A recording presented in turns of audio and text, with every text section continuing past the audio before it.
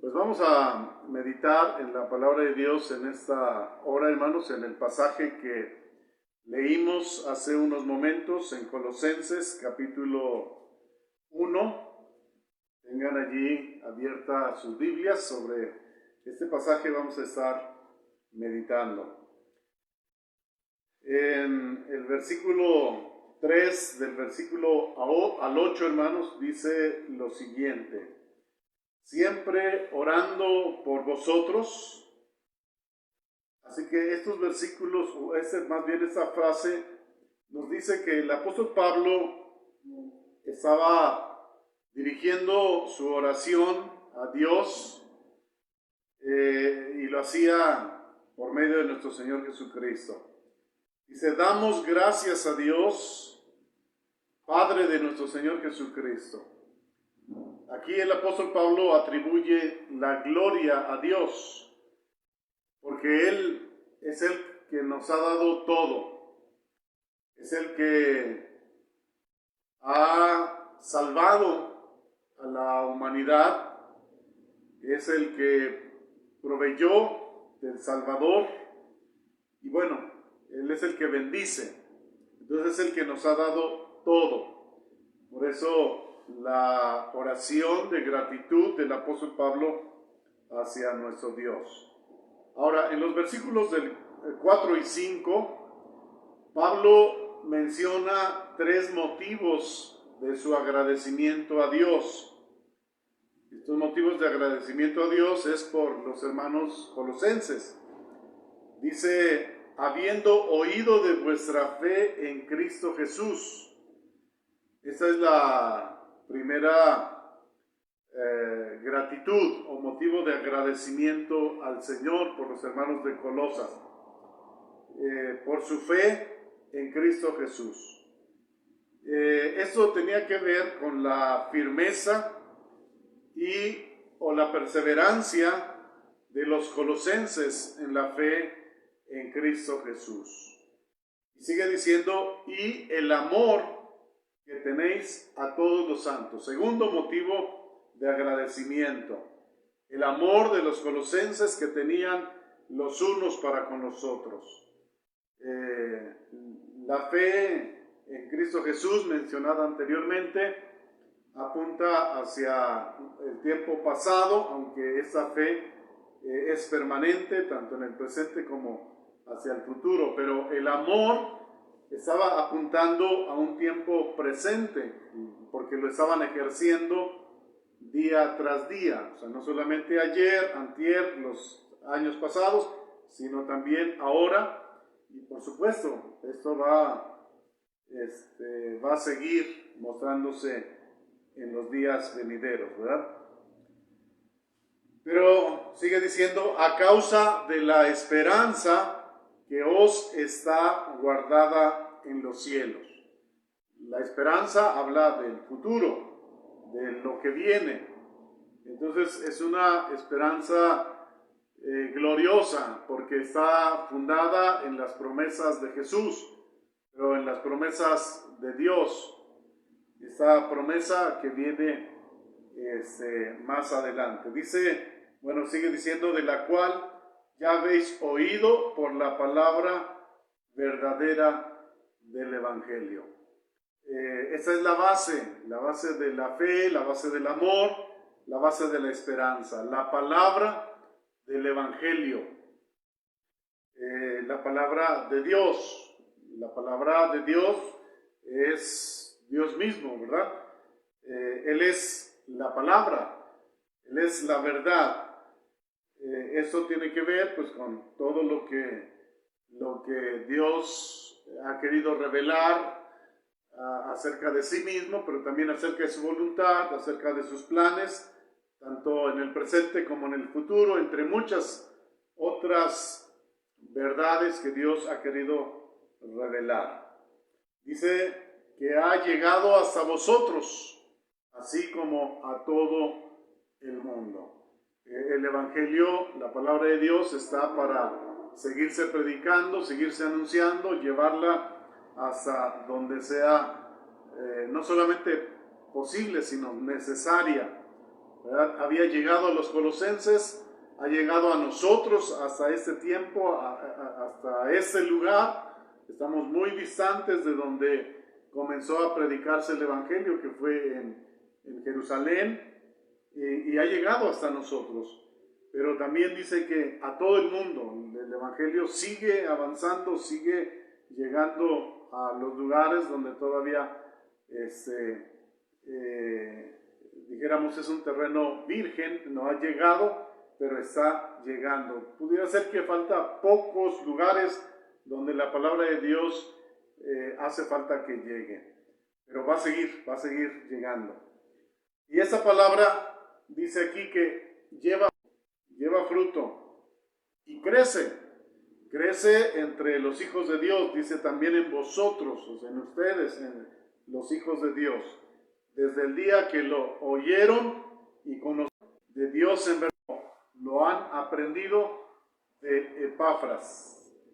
Bueno, la iglesia de Colosas no fue fundada por el apóstol Pablo, fue prácticamente fundada por Epafras, fue fundada por Epafras, no fue fundada por el apóstol Pablo. Sin embargo, Epafras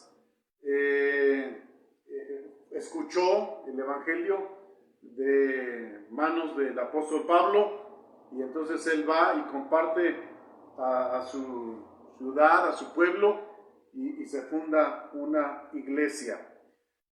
Dice, sigue diciendo nuestro consiervo amado, hablando de Epafras, que es un fiel ministro de Cristo para vosotros, quien también nos ha declarado vuestro amor en el Espíritu Santo. ¿Verdad? El apóstol Pablo describe a Epafras como un consiervo amado. Amaba el apóstol Pablo a Epafras, ¿verdad? Como pues, un hijo de Dios, como un discípulo de Cristo, pero también como un siervo de Dios, le llama consiervo. Y lo describe también como un ministro fiel de Cristo, porque estaba ministrando a esta iglesia de Colosas, pues con solicitud y con fidelidad al mensaje de Cristo y a Cristo mismo. Y aquí el apóstol Pablo dice que Epafras había ido a visitarlo. Bueno, no dice exactamente, pero por el contexto concluimos esto, ¿verdad? Epafras fue a ver a Pablo, a visitar a Pablo, y pues con la idea de contarle cómo estaban las cosas en la iglesia de Colosas. Y por supuesto, yo pienso que buscaba consejo, buscaba ayuda para tener solución acerca de algunos problemas que estaban dándose en la iglesia de Colosas. Esos problemas eran de tipo doctrinal, pues podríamos decirlo de esta otra manera, que herejías estaban introduciéndose en la iglesia de Colosas.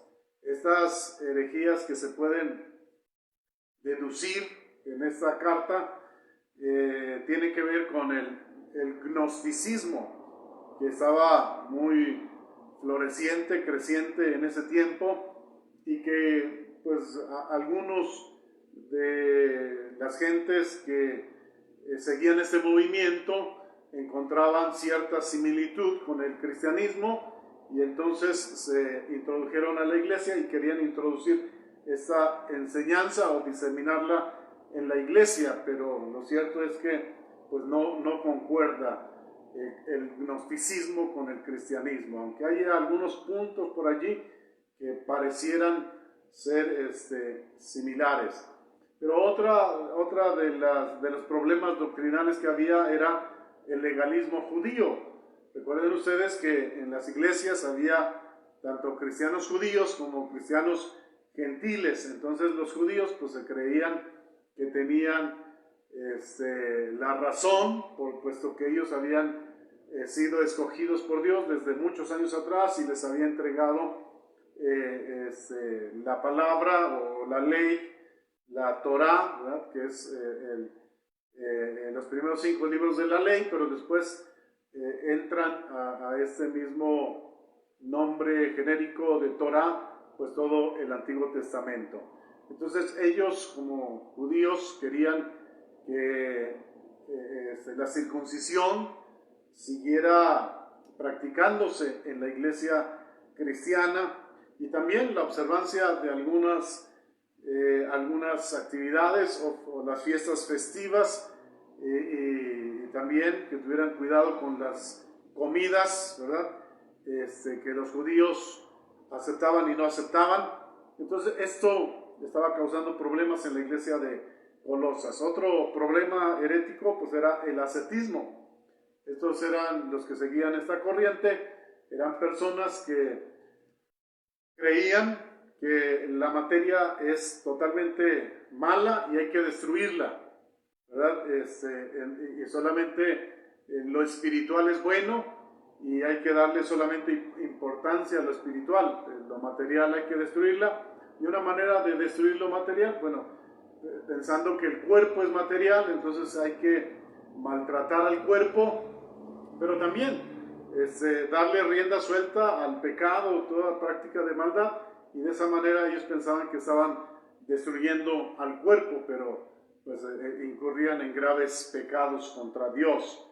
Entonces estos eran algunos problemas que se estaban dando en esta iglesia, y Epafras va a visitar a Pablo, les lleva este informe, le cuenta esos problemas, pide consejo y recibir de Pablo una solución. Entonces el apóstol Pablo escribe la carta a Colosenses.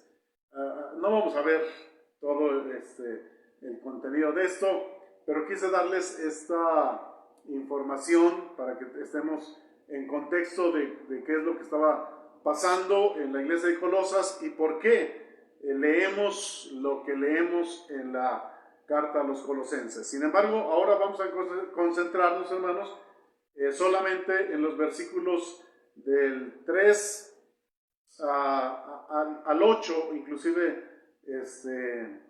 hasta el versículo 5, 6, más o menos, ¿verdad? Entonces, la oración del apóstol Pablo incluye pues, varios aspectos. Comienza con la oración de agradecimiento.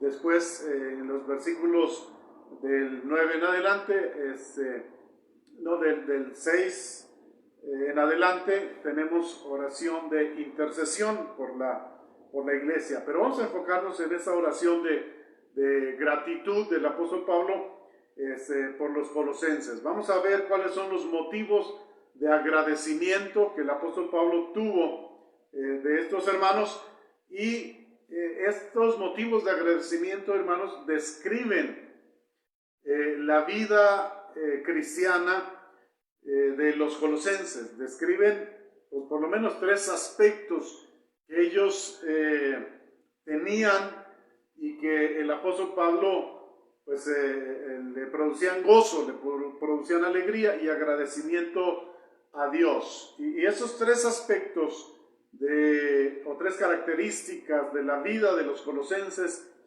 son importantes tomarlos en cuenta y tomarlos ahora nosotros como ejemplo para nuestra vida.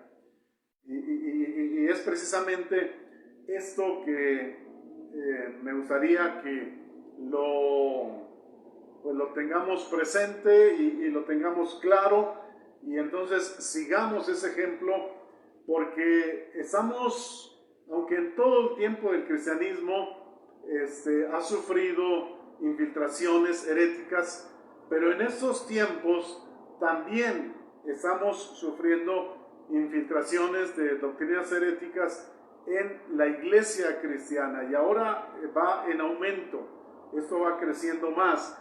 Por eso es importante que pues, esos 3 aspectos, y que fueron motivos de gratitud para el apóstol Pablo, pues estén presentes en nuestra vida, hermanos, y los pongamos o les pongamos mucha atención y cuidado y nos propongamos desarrollarlos en nuestra vida. Entonces, el primer motivo de gratitud que el apóstol Pablo tuvo para con los colosenses, y que es una característica de la vida de los colosenses, es lo que dice el versículo 4. Habiendo oído de vuestra fe en Cristo Jesús. La fe de los colosenses en Cristo Jesús.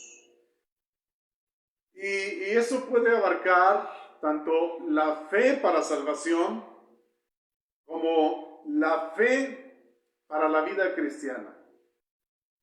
Recuerden ustedes que una cosa es la fe para la salvación y otra es la fe para la vida cristiana. Es más, la fe es un fruto del Espíritu que necesita desarrollarse y crecer en la vida de todo cristiano. La fe para la salvación es creer en Cristo Jesús como el Salvador, como el Mesías, como el Señor, como el único quien puede rescatar a todo hombre de la esclavitud del pecado, de la condenación eterna, pero aún más de la ira de Dios. Quien puede salvar al hombre de la ira de Dios y darle, por supuesto, vida eterna, vida en abundancia. Pero también la fe de los colosenses era esa fe como resultado de dejarse gobernar por el Espíritu Santo, de llenarse del Espíritu Santo. La llenura del Espíritu Santo tiene que ver con dejarse gobernar por el Espíritu Santo. En la medida que el Espíritu gobierna más áreas de nuestra vida, eso nos habla de cuánto nosotros estamos o somos receptores de la obra del Espíritu Santo en nosotros. La llenura del Espíritu Santo es diferente de la presencia del Espíritu Santo. La presencia del Espíritu Santo tiene relación con el sello del Espíritu Santo. Porque el sello es permanente, la presencia del Espíritu Santo es permanente. La llenura del Espíritu Santo tiene que ver con el gobierno del Espíritu en nuestra vida, en todas las áreas de nuestra vida. Y allí ustedes y yo nos daremos cuenta que ninguno se ha dejado gobernar por el Espíritu Santo plenamente. Así que no podemos decir que estamos llenos hasta rebosar del Espíritu Santo, porque hay muchas áreas en tu vida, en mi vida, que el Espíritu Santo no está gobernando.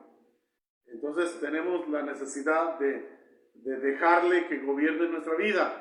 Por eso el apóstol Pablo en otra carta le dice a otros hermanos que en lugar de llenarse de vino para emborracharse y dejarse controlar por ese elemento, pues mejor déjense o llénense del Espíritu Santo para que Él sea el que controle sus vidas, los gobierne, ¿verdad?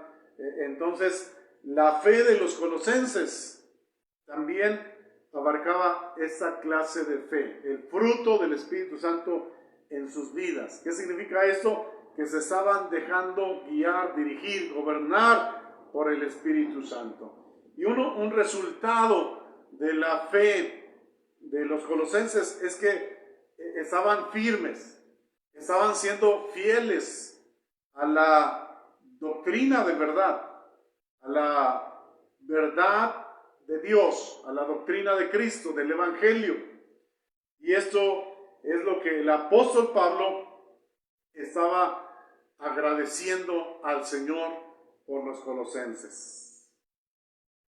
Una característica de ellos importante, fundamental, aunque ahora estaban siendo atacados con estas doctrinas heréticas, Sin embargo, hasta ese momento, el apóstol Pablo concluye, por la información que recibió de Epafras, que estos hermanos estaban firmes.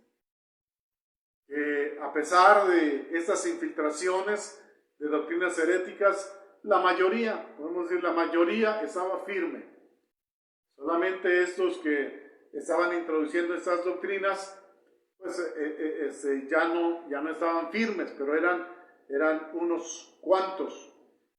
Así que por eso Pablo agradece al Señor por esa fe, esa fidelidad de los colosenses. Así que, hermanos, esta es una característica que también nosotros debemos seguir desarrollando en nuestra vida, que no es de nosotros, no es propio, sino que viene del Espíritu Santo, porque es fruto del Espíritu Santo. La fe. Ya no vamos a hablar de la fe salvadora en nosotros, puesto que pues, somos hijos de Dios, pues pusimos esa fe en Cristo, por eso recibimos el perdón de nuestros pecados, la reconciliación con el Padre, libres de la ira de Dios, y también recibimos la vida eterna, ¿verdad? Pero ahora, ¿qué necesitamos? Necesitamos mantenernos firmes en la verdad, firmes en el Evangelio de Jesucristo. El apóstol Pablo decía, no que haya otro evangelio, pero el asunto es que hay quienes pervierten el evangelio. Y entonces se tiene que enfatizar en el evangelio verdadero. Porque aunque no hay otro evangelio, pero sí hay un evangelio diluido, un evangelio pervertido, un evangelio que ya no tiene la esencia total del verdadero. Entonces nosotros necesitamos estar solícitos en prestar atención para mantenernos en esta fe verdadera, en el evangelio verdadero, en la palabra de Dios, teniendo cuidado de no ser influenciados, de no ser arrastrados por corrientes filosóficos, corrientes de pensamiento que parecieran estar o parecieran ser similares al evangelio de Cristo, al cristianismo, pero que no lo son. Así que tengamos cuidado, los colosenses no fueron los únicos que sufrieron estas infiltraciones, estos problemas heréticos. Nosotros en estos tiempos también estamos sufriendo estos mismos problemas. ¿Qué hay que hacer? Hay que mantenernos firmes. Muchas de las doctrinas del movimiento carismático son heréticos. Hay que tener cuidado con ello, no dejarnos no dejarnos arrastrar y no caer en esas herejías. Otro motivo de gratitud que el apóstol Pablo tuvo de los colosenses y que también muestran y manifiestan una característica de la vida cristiana de los colosenses es el amor hacia los santos, el amor hacia los hermanos. Eso le daba gozo y alegría al apóstol Pablo, saber que los hermanos de Colosas amaban a los demás, se amaban entre ellos, se amaban los unos a los otros. Y era un amor verdadero, un amor que no solamente era de palabra, sino era un amor que era de hecho y en verdad. Por eso la gratitud del apóstol Pablo. El amor de los unos hacia los otros. Una característica, un aspecto de la vida cristiana importantísimo, fundamental, para los que somos cristianos, para los que somos hijos de Dios. Ciertamente no somos perfectos, así que pues nuestro amor no es perfecto como el amor de Dios. Quisiéramos que fuera así, pero no lo es, y tal vez nunca lo sea mientras estemos en la carne, como decía el apóstol Pablo. Pero sí podemos hacer que este amor se vaya perfeccionando en nosotros. Y de esa manera, pues mostrarlo hacia nuestros hermanos en Cristo. Ese amor que no es clasista, ese amor que no es discriminador, ese amor que no hace acepción de personas, ese amor que no es condicional, ese amor que simplemente hace que cuando se mire a las personas, se mire a Cristo, se mire a Dios, y entonces se pueda manifestar, se pueda practicar. Porque un día el Señor va a decirle a muchos: tuve hambre y no me diste de comer, tuve sed y no me diste de beber, estuve desnudo y no me vestiste, estuve en la cárcel y no me visitaste, padecí necesidad y no me ayudaste, etcétera, etcétera. Y como el mismo Señor Jesús relató en su parábola, muchos dirán: ¿pero cuándo te vimos? ¿Cuándo te vimos hambriento, sediento, desnudo? ¿Cuándo? Nunca te vi. Y el Señor les va a responder: por cuanto no lo hicieron a uno de sus hermanos, al necesitado, no me lo hicieron a mí.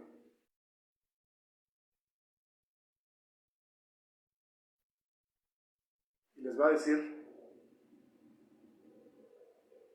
fuera de aquí. Pero a otros que desarrollaron el amor de Dios, el amor verdadero, aunque no perfecto, pero que procuraron perfeccionarlo, les va a decir algún día, o nos va a decir, espero: tuve hambre y me diste de comer, tuve sed y me diste de beber, estuve necesitado y me ayudaste, estuve triste y me consolaste,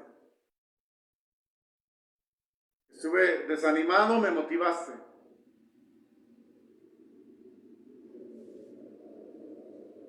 Y tal vez algunos preguntarán: ¿cuándo te vimos? Desalentado, triste,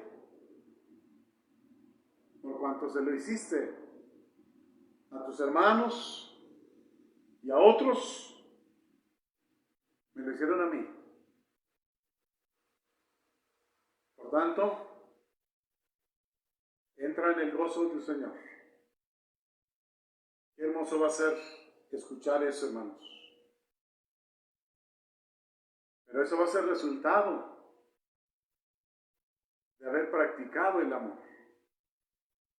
Lamentablemente, esta palabra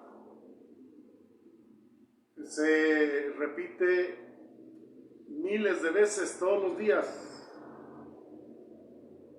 en todo el mundo. Y tal vez yo diría no miles, millones de veces en el mundo. Sin embargo, pocos son los que tienen claro lo que es el amor, el verdadero amor.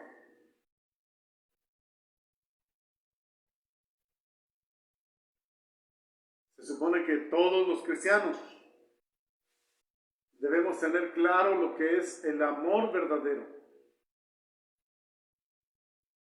Pero el asunto es que en muchos solamente se supone. Y aún entre nosotros todavía no hay claridad del todo de lo que es este amor, el amor ágape. A veces tenemos idea, pero a la hora de llevarlo a la práctica, todos fallamos. Unos más, unos menos, todos fallamos. Por eso les decía, esta es una característica, un aspecto trascendente, fundamental para el cristiano y para su vida. Porque ese amor es probado día tras día, hermanos, en nuestra vida. Y es probado por el fuego. Y no sé, cada uno de nosotros sabe cómo sale en la prueba. Pero los colosenses desarrollaron esta característica, este aspecto, esta virtud en sus vidas. El apóstol Pablo lo pudo decir porque había recibido el testimonio de Epafras. Epafras, quien vivía día a día con los hermanos de Colosas. Y sin duda, él pudo decirle al apóstol Pablo, de esta manera y de esta otra forma, practican el amor en la iglesia. Nosotros tenemos esa encomienda, hermanos. El Señor Jesús en Juan capítulo 13, versículos 34 y 35, habla de esto. Jesús le dice a sus discípulos, un mandamiento nuevo les doy, que se amen unos a otros, como yo les he amado, que también se amen unos a otros. En esto conocerán todos que son mis discípulos, si tienen amor los unos a los otros. Jesús les dice, ámense unos a otros. ¿Cómo? Dice, como yo les he amado. Nosotros podemos preguntarle al Señor, ¿cómo? Como yo les he amado, va a seguir siendo la respuesta. Y algunos siguen preguntando, ¿pero cómo me ha amado Jesús?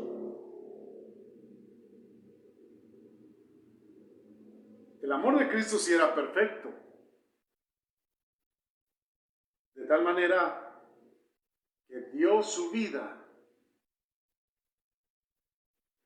en rescate por nosotros. De tal manera que decidió ser el recipiente de la ira de Dios por amor a nosotros. O sea, recibir toda la ira de Dios, todo el castigo por el pecado, para que no lo recibiéramos nosotros.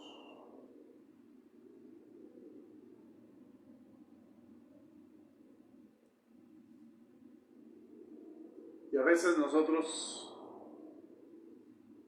somos intolerantes entre nosotros. A veces mostramos desprecio. Y a veces somos selectivos.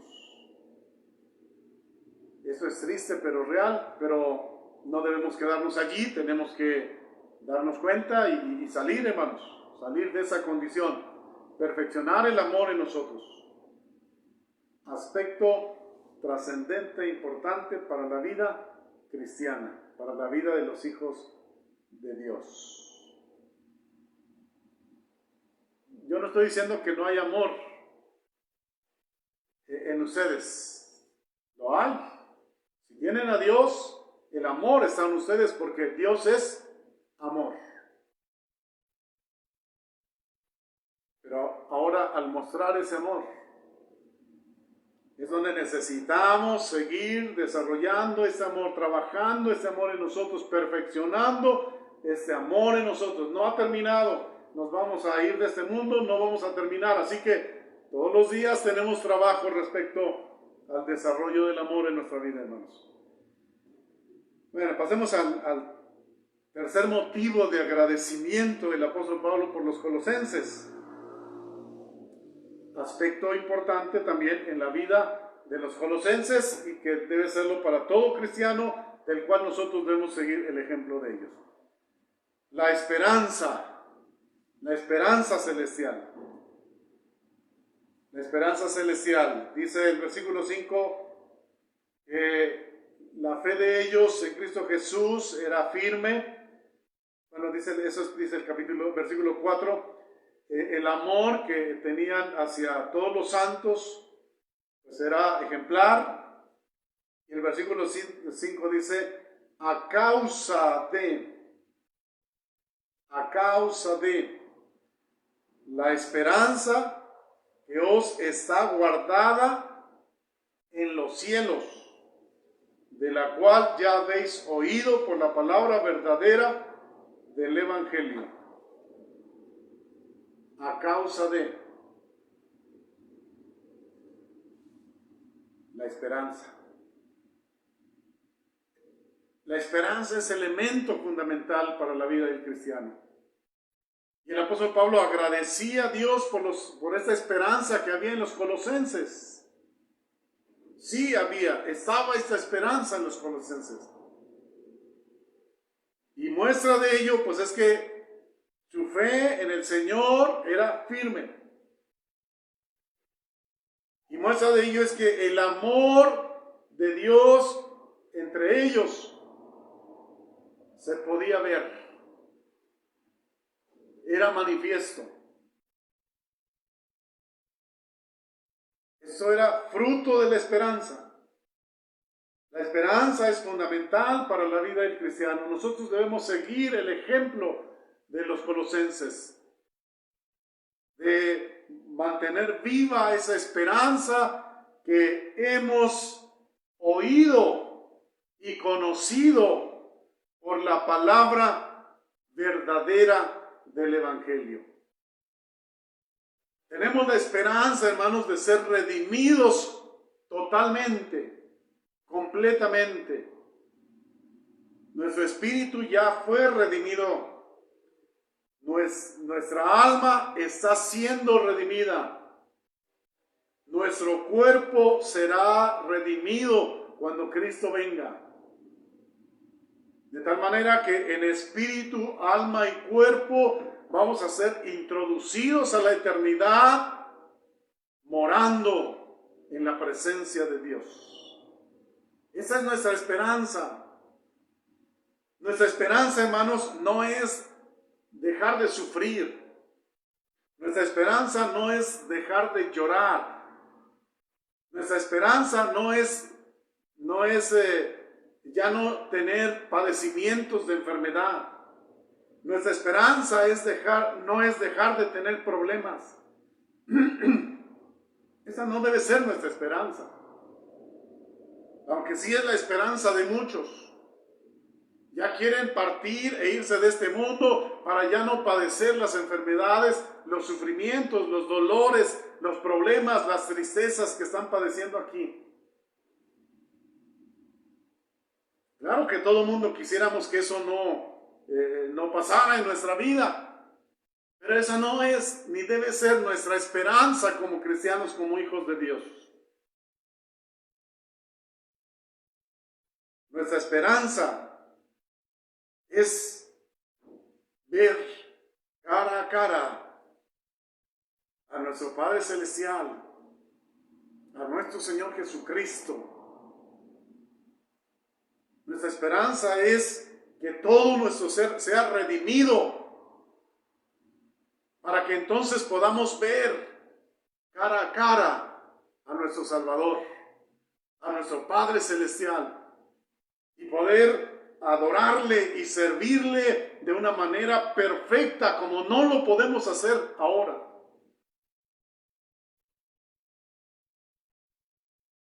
Esa debe ser nuestra esperanza. Eso es lo que la palabra de Dios nos dice, que es lo que Cristo nos prometió. Él dijo, ahora me voy, pero voy a prepararles lugar para ustedes, para que donde yo esté, ustedes también estén. ¿Para qué? Para gozar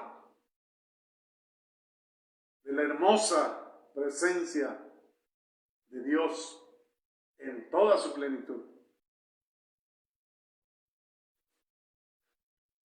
Esa esperanza es lo que produce que trabajemos en nuestra vida diaria en perfeccionar el amor en nosotros.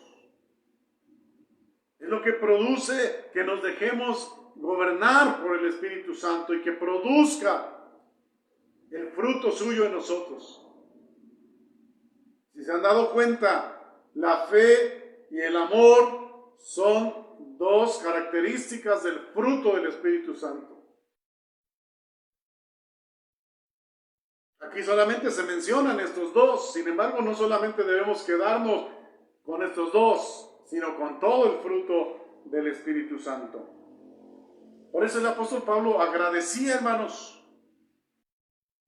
por los hermanos de Colosas, por la esperanza que había en ellos. Y podemos verlo en el contexto de todo en la carta, leyendo los otros capítulos. Tenemos esperanza, Dios nos ha prometido y debemos vivir en esperanza. Miren lo que dice Tito 1:2, en la esperanza de la vida eterna, la cual Dios, que no miente, prometió desde antes del principio de los siglos. La esperanza de la vida eterna. ¿Y qué es la vida eterna? Bueno, el Señor mismo nos describió, no sé si todo o una parte de lo que es la vida eterna en Juan 17:3.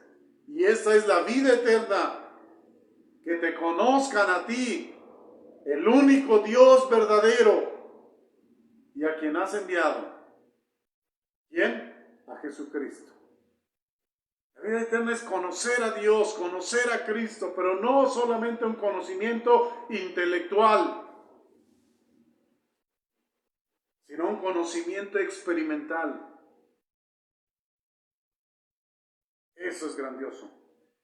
Romanos 8, 24 y 25 también dice lo siguiente: porque en esperanza fuimos salvos.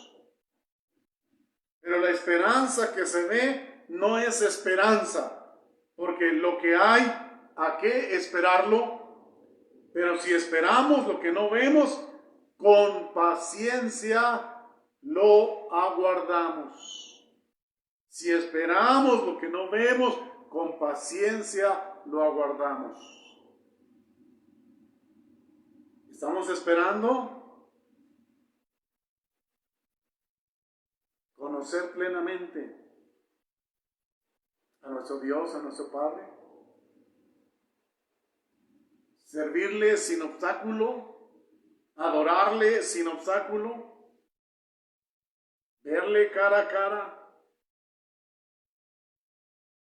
¿Estamos esperando eso?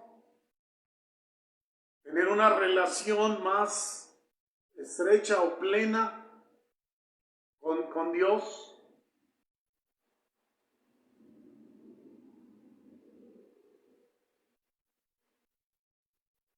La vida eterna se ve reflejada en la relación de Cristo con el Padre.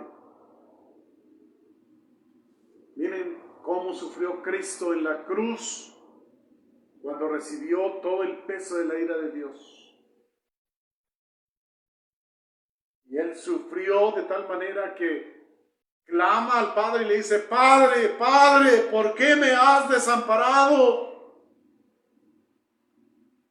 ¿Por qué me has dejado solo?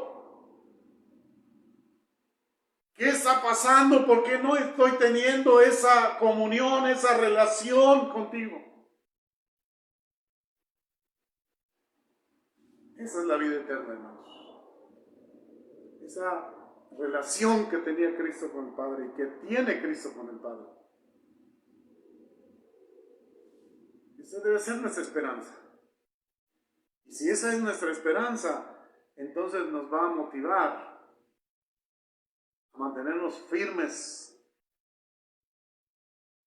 en la verdad del Evangelio. Y nos va a hacer amarnos unos a otros en la manera en la que Cristo nos ha amado a nosotros. Pero si nos damos cuenta que nos falta mucho para eso, bueno, pues entonces esta esperanza nos va a dar fuerza, nos va a dar motivación, nos va a estar impulsando a que hagamos lo que tenemos que hacer para avanzar en el desarrollo de estas virtudes, de este fruto del Espíritu Santo en nuestra vida. Así que, hermanos, tenemos tarea. Todos los días de nuestra vida tenemos tarea. Y si alguien cree que ya lo alcanzó, pues revise otra vez todo lo que tiene que ver con el Evangelio verdadero. El apóstol Pablo decía: yo mismo no pretendo haberlo ya alcanzado, pero sigo a la meta, al premio del supremo llamamiento de Dios en Cristo Jesús. Y procuro cumplir el propósito para el que fui llamado. Copiemos esta mentalidad de Pablo. Imitemos esa vida de Pablo. Pero cada uno tiene que decidir. ¿Qué deciden ustedes? ¿Qué decides tú? Yo tengo que decidir. Así que, hermano, pues ánimo, adelante y sigamos desarrollando el fruto del Espíritu en nuestra vida. Vamos a orar, hermanos. Padre, gracias te damos, porque tú eres bueno con nosotros, porque tú te manifiestas día tras día en nuestra vida para mostrarnos tanto que tú estás con nosotros, estás presente en nuestras vidas, tienes cuidado de nosotros, nos bendices, pero también para recordarnos aquellas cualidades, aspectos del fruto de tu Espíritu que necesitamos prestar atención y seguir desarrollando en nuestra vida.